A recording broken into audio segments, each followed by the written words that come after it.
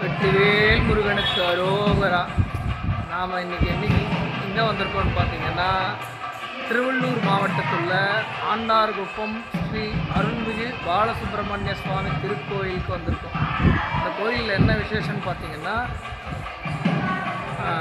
பிரம்மாவை முருகர் சிறைப்பிடித்து வச்சார்.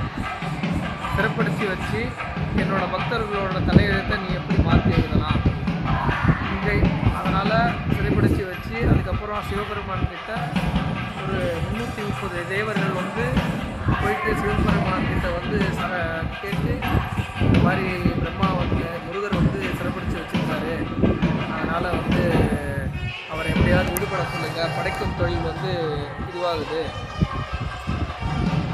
பிரச்சனையாகுது, அதனால் முருகரை கொஞ்சம் மனம் இருக்க சொல்லுங்கள் அப்படின்னு சொல்லி கேட்குறாரு. அதுக்கு உடனே முருகர் என்ன சொல்கிறாரு, சரி நீ படைக்கும் தொழில் இதுவாகுதுன்னு சொல்கிற, நீ எப்படி ஒன்றா தலையெழுத்து எழுதிக்கோ படைக்கிறவனுக்கு, ஆனால் இங்கே என்னை வழிபடுத்து எனக்கு நெய்தீபம் ஏற்றுறவனுக்கு நான் இனிமேல் அவனுக்கு என்ன எழுதணும்னோ அதுதான் அவனுக்கு நடக்கும், அதுக்கு நீ ஒத்துக்கிற மாதிரி இருந்தால் உன்னை சிறைவாசத்துலேருந்து விடுவிக்கிறேன்னு சொன்னார். அதுக்கு பிரம்மரை ஒத்துக்கிட்டார். அதனால தான் இங்கே இந்த கோயில் மிகப்பெரிய அற்புதம் வாய்ந்த கோயில் முருகஸ்தலம்.